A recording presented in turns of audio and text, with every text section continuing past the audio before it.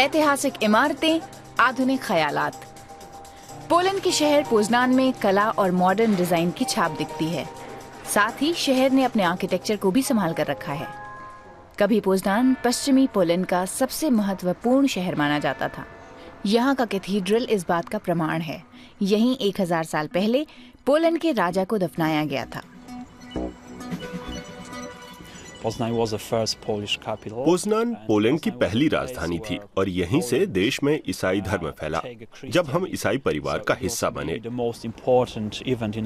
वहीं से हमारा इतिहास भी शुरू हुआ और यह हुआ यहाँ पोजनान में।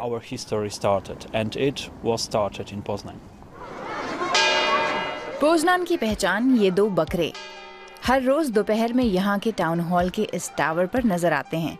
यहाँ की लोक कथाओं में कहा जाता है कि इन्हें पकाने के लिए लाया गया और ये अपनी जान बचाने के लिए भागकर यहाँ आ गए। यहाँ के पुराने बाजार को देखकर लगता है कि 400 साल पहले ये शहर कितना रईस होगा। आज भी ये बाजार पोजनान की शान है।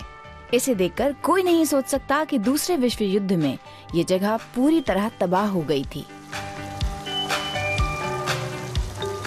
ओल्ड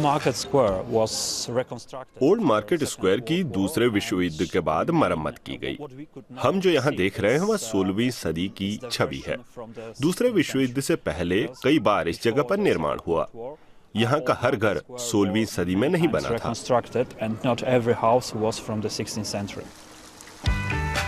टाउन हॉल को भी नए सिरे से बनाया गया। पुरानी इमारत में से तो बस ये खंबा ही बचा है। डिजाइन के नजरिए से पोजनान पोलैंड का सबसे अहम शहर है।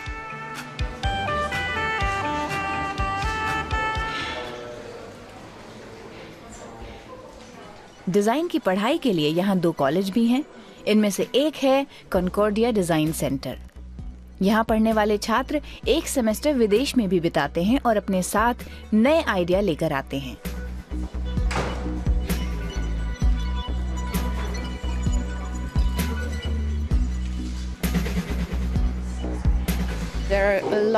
यहाँ कई युवा प्रतिभाएं हैं। कुछ लोगों की उम्र ज्यादा भी है, लेकिन इन सब के पास ढेरों आइडिया हैं। और सबसे ज्यादा जरूरी बात ये है कि इनमें ऐसे आइडिया इस्तेमाल करने की हिम्मत है। यहाँ लोग बात नहीं करते, काम करके दिखाते हैं। इस पुरानी ब्रूअरी को अब एक डिजाइनर होटल में बदल दिया गया है। 19वीं सदी में हुए औद्योगिक विकास की इस निशानी को नया रूप दिया गया है।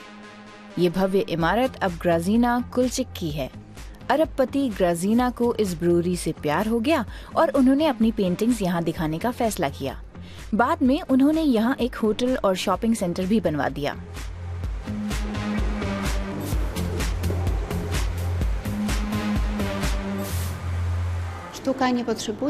कला को आर्थिक मदद की जरूरत नहीं होती, पर कलाकारों को होती है। ये शॉपिंग मॉल मेरे लिए आय का एक जरिया है। इससे मुझे जो मुनाफा होता है उसका एक हिस्सा मैं कला के नाम कर देती हूँ। ये किला 1910 में जर्मनी के राजा विल्हेम द्वितीय के लिए बनवाया गया। पहले विश्व युद्ध के बाद पोजनान पोलैंड का हिस्सा बन गया। फिर 1939 में नाजियों ने एक बार फिर इस पर कब्जा किया। इसलिए इस शानदार इमारत को लंबे समय तक लोगों की नफरत सहनी पड़ी, लेकिन धीरे धीरे हालात बदले हैं। आज ये किला एक सांस्कृतिक केंद्र है।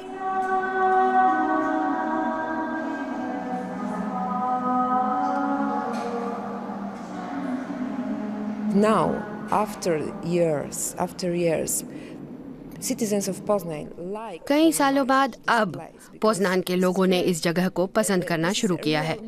ये एक अद्भुत ऐतिहासिक इमारत है और हमें इस पर नाज है। which can be a source of pride in some way. Poznan भविष्य की ओर देखता पोलैंड का एक ऐतिहासिक शहर।